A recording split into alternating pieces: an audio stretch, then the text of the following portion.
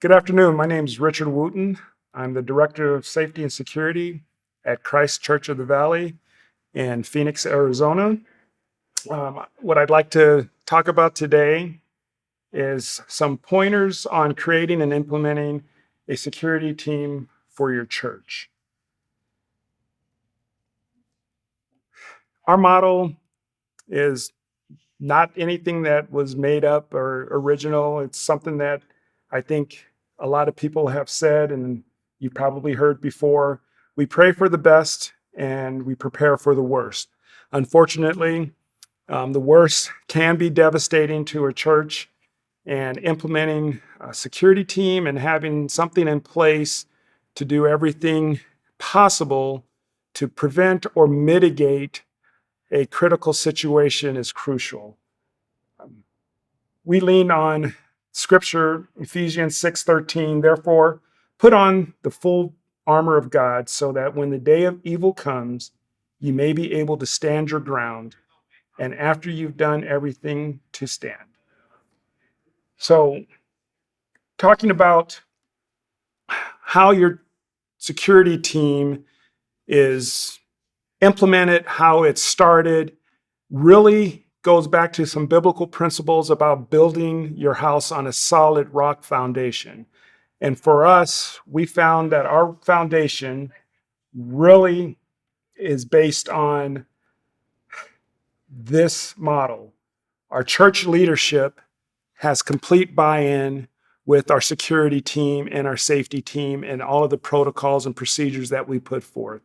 If you don't have your church leadership on board, you're really swimming upstream in this endeavor. It's not going to work. You'll constantly find obstacles, hindrances, and frustrations. So the church leadership is the base of this foundation to build a strong team. Having clear-cut policies and procedures, adding clarity to what your security team's function is, what their responsibilities are, and what's their expectations. Team recruitment is crucial. Here at CCV, our church just does not survive without our volunteers. And not just on the security team, but in every ministry at our church. Our church would not be what it is today if we did not have the volunteers committing their time to serving not just the kingdom, but our church as well. So team recruitment is crucial. Along with team recruitment is team retention. It's one thing to build your team, but it's a whole nother thing to keep that team strong and to keep that team multiplying, so to speak, and retaining longevity. Remembering that you're asking volunteers to give up their time in this ministry and serving on the security team. There's other aspects that come along with it that I'll explain later. But keeping that in mind and keeping the work-life balance for your volunteers so they stay engaged with not only church, but serving in the church. So the pillars for our security team are training, continued training, and then we have a firearms program that I'll go into a little more, and then our technology part of our security team. With our strong foundation and those pillars, we build a strong house for our security team. Your church leadership obviously must be aware of state and local laws pertaining to what you can do in security, what you can't do, liability concerns, risk management, all of these aspects, all of these things that you want to take into play when you're building a security team. Your church leadership, like I said before, should support and demonstrate and live out the policies and procedures that you set forth in the security team. So if you put together policies and procedures for the church that are security and safety based, you want your leadership on board with that because your staff is going to reflect what they see in the leadership. And if you have leadership that just isn't on board with what you're trying to do in security, you're just not going to get a complete buy-in from your staff. You also want to talk with your insurance company to make sure that there's clarity in your insurance policy, what your insurance coverage will cover in the case of an incident, maybe a critical incident on your campus, dealing with maybe a violent critical incident or anything that's medical related or risk management related. You want to make sure that your insurance coverage encompasses everything that you're trying to do in building your safety and security team. Each security team should have a lead or a director. Now, that does not mean that you have to add a staff member.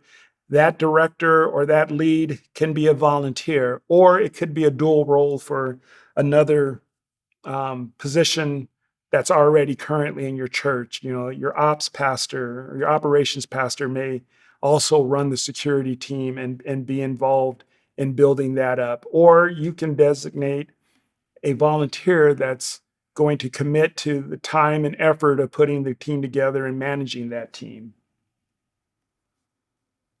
Clear-cut policies and procedures, your security director, security staff, you want to create policies that are clear, that are simple, and that are retainable. You don't want to create policies that are so complex that no one's going to understand, or they're just not going to be able to execute if they need to. This includes what are your policies in the vetting process for volunteers? What are your policies for the vetting process of potential staff members? Background checks, interview process, character references. Make those policies clear, simple, and repeatable. If you're dealing with any type of access control on your campus, you know, what does that entail? Who has the access keys? You know, who are you issuing those to? And who's monitoring that system and managing that system? If you do have a weapon policy for your congregation, make sure that that's clear and repeatable and it's simple, and that everyone is adhering and following that, and everyone can articulate what that policy is so there's no confusion. That policy should include your congregation, should include staff, should include your volunteers, and if you do have a security team, that you are leaning towards having an armed component, you want to make sure that that policy is clear as well. Campus cameras, there's pros and cons to the camera systems on your campus. Some of the things that you want to keep in mind are the cost. What is the reason for the cameras? And if you do have them, do you have a monitoring system that makes it worthwhile? I mean, if you put a whole bunch of money into an elaborate camera system across your campuses and you're not monitoring it, or you don't have someone dedicated to keep an eye on it, then really they just become a facade, a very expensive facade. So those are things that you want to keep in mind. Money movement on your campus. You know, how is money being moved from one location to another? What are your policies and procedures and security on that? Do you have someone escorting someone that may have the drawer from the cafe or from the grill or from any other book sale or anything like that? Is that person being escorted to provide a secure and safe transportation of money? Medical team that's an option. For us at CCV, we have dedicated volunteers that are medical professionals that give extra time to serve at the church on our medical team. So they really handle what really is 90% of what happens on our campuses on Saturdays and Sundays during service. We deal with a lot of medical situations, kids running around bumping into things, bumps, bruises, scrapes, cuts, sprains, falls, elderly that are dealing with medical conditions. So having a medical team that's willing to commit to giving their time to serve is critical. How you build your team and the amount of people that you have on your team is really up to you. I'm a believer of quality over quantity, and how you build your team really should reflect that. But keeping in mind that dealing with volunteers, you want to have a work-life balance for them. Most of your volunteers, if they're not retired are working 40, 50, 60 hours in their full-time job somewhere, or they're running around with their kids at home for 40 or 50 hours a week, and they want to give an hour or two serving at your church. And if you put too much on their plate when you're dealing with, how often they need to be there, then you deal with burnout and you're constantly dealing with a revolving door. So to create longevity with your volunteers, having a substantial amount basically in reserve or in rotation is a healthy team. It keeps your team healthy. It fills in those voids when life happens for some of your volunteers, whether it be an illness or whether it be vacation or whether they just need to take a break. Having a good pool of volunteers that you can pull from is crucial. How you identify your team members for security, what I preach on our team is that the security team is a first line ministry team. We are the front line ministry. We are the ones that will see someone in the parking lot that may need some pastoral care. They may look like they're hardened for some reason. And if we don't address what that reason is up front and maybe do what we can to provide a pastoral perspective, that hardened feeling could manifest into something else once they get inside your church. So really implore with your team that we're ministry first, security second.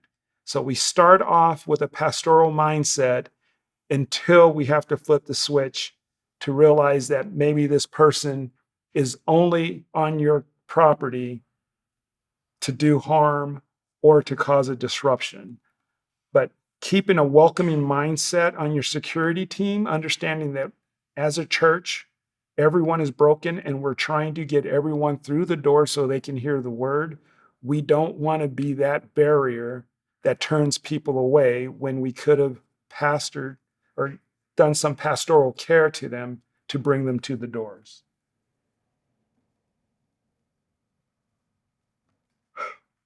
What are your requirements for building your team? What's expected?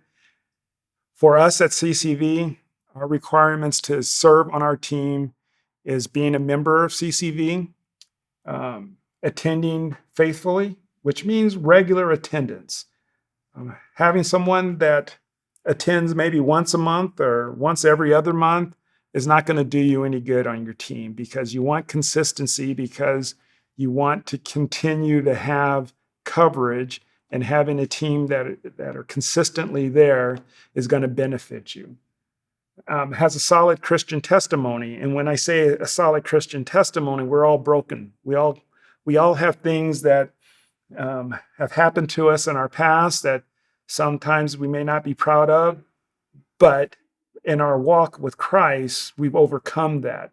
So a strong Christian testimony is not just, hey, everything's all good in my life, I've never had any issues, so I'm good to serve on the team. It's, no, I've had some issues, but this is what my faith walk has done for me, and this is where it's led me.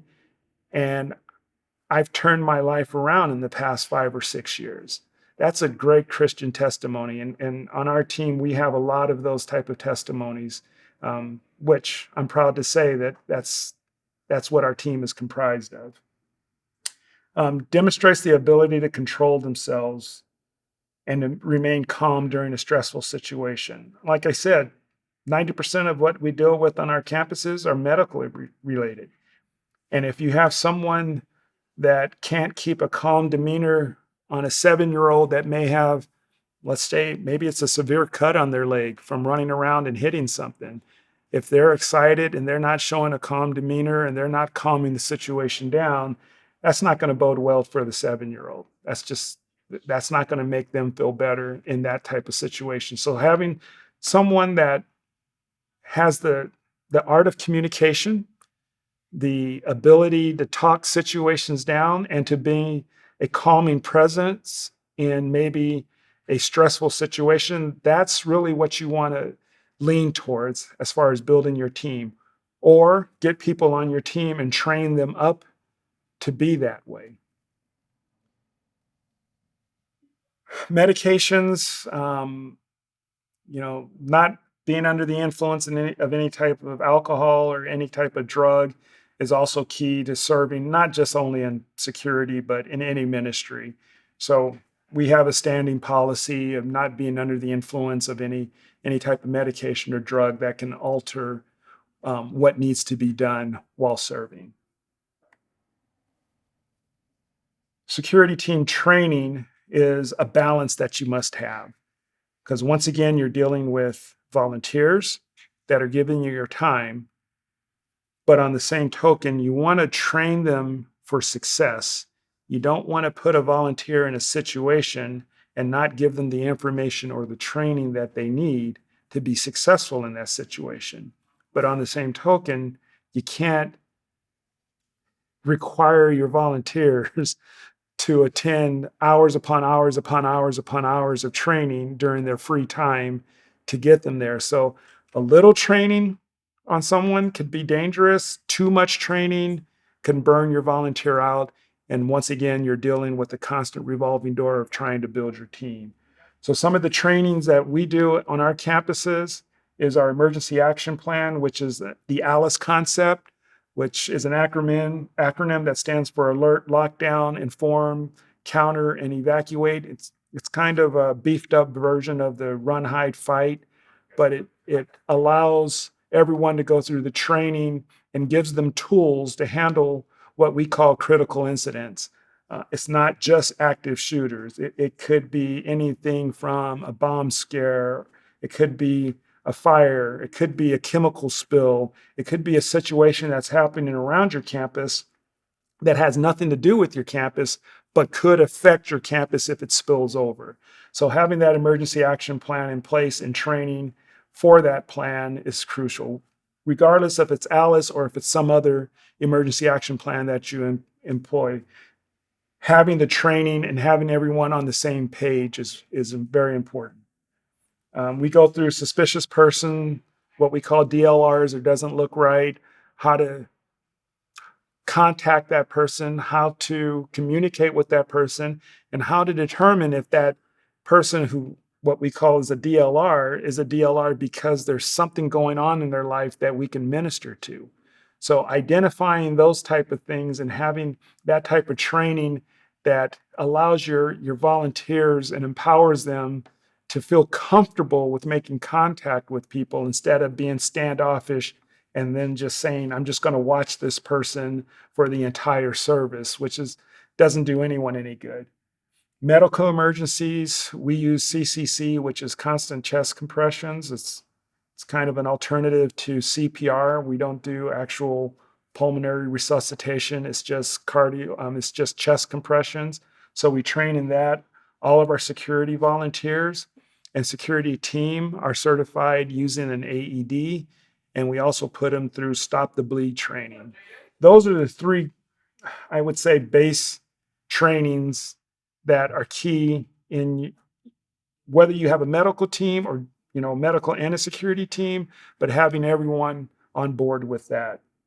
And then all of the other things that can come up on a church campus: protesters, your media procedures, fire disasters, suspicious packages, bomb threats, any kind of situation, like I said before, that may happen away from your campus that could possibly spill onto your campus. Having a plan in place and having a security team to implement that plan is very important. The training needs to be ongoing. Don't get comfortable with training somebody one time and thinking that 6 months from that training or a year from that training, they're going to retain what you taught them earlier. Training evolves, techniques evolve. So your training has to be continuous, but once again, keeping a balance so you're not burning your volunteers out.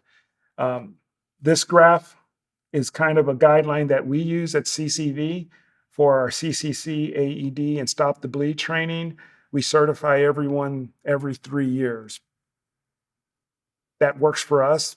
If you feel like 3 years is too long and you want to do it every year, every 2 years, or 3 years is too short, or as you want to do it 5 years, it's up to you. But have a policy in place and make it clear, and keep in mind, once again, the work-life balance of your volunteers.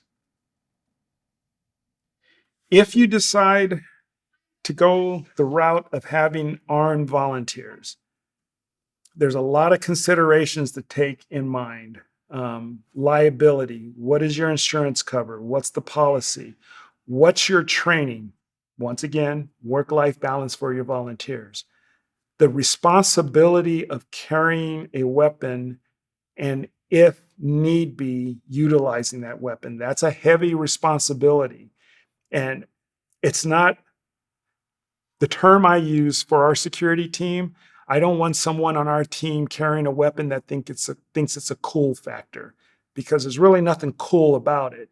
There's a lot of responsibility. There's a lot of weight to go along with that. So keeping that in mind and weighing the pros and cons of whether or not you want to go into having a firearms component of your volunteers, or another route is contracting off-duty police officers in uniform to be your security, and they would be the armed component.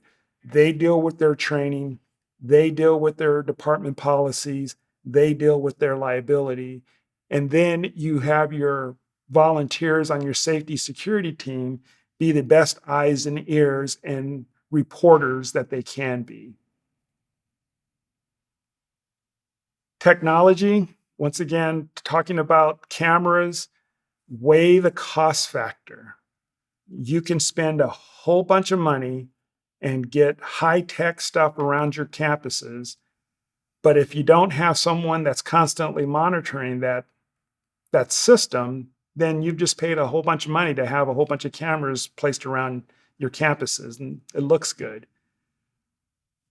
We use a lot of cameras on our campuses. We typically have someone monitoring our cameras, but we also put a lot of cameras where the kids are. So in all of our kids' room, our kids' spaces, we have cameras, and we have people watching just to make sure that the kiddos are protected. We want to make sure that nothing happens.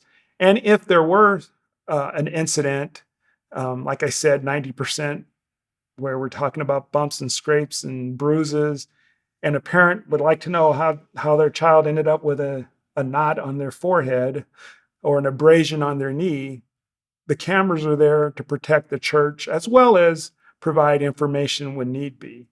But you can spend a whole bunch of money, or you can be cost effective. And there are a lot of systems out there that you can get in place that don't cost a lot of money. But those are just some of the considerations when you're talking about technology, when we're talking about cameras. Access controls.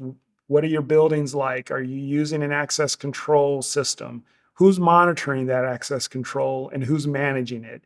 So just having those things in place, and then also going back to policies and procedures, having policies that are clear on how the cameras are to be used, how the access control is to be used, who gets access control, and what everyone's responsibilities are if they do have access control. I liken it to, if you give someone a fob or a key card that gains access into your church, you're literally giving them the keys to your house. So everyone has to take that into mind, and security becomes everyone's concern and everyone's responsibility when that type of responsibility is handed to them. I put up on the screen my information and several of my managers that handle several areas. Rebecca Wolf handles our firearms program, and she handles systems and processes dealing with policies and procedures. So if you have any questions concerning, firearms, what that looks like, what kind of training, that you need to do, certifications, she would be someone to reach out to. Technology manager is Tony Wolf. Yes, they have the same last name. I've got a husband and wife team that I'm dealing with, but it works well. They work well together. But he handles all of our technology, our access control, our cameras. He can give you the highs and the lows and the dollar signs that and the different systems that you can look into that are cost effective or that, the sky's the limit. It depends on what you want to do. And then Thad Phillips has been in security, church security, for roughly 15 years. And he does an awesome job with volunteers, building the teams up, retaining the teams, training. So he would be a good contact as well. And my information's at the top. If you have any questions, please feel free to give us a call. Don't hesitate. Everything that we do is for the kingdom. It's not proprietary. We don't keep any secrets. It's for everyone. Thank you.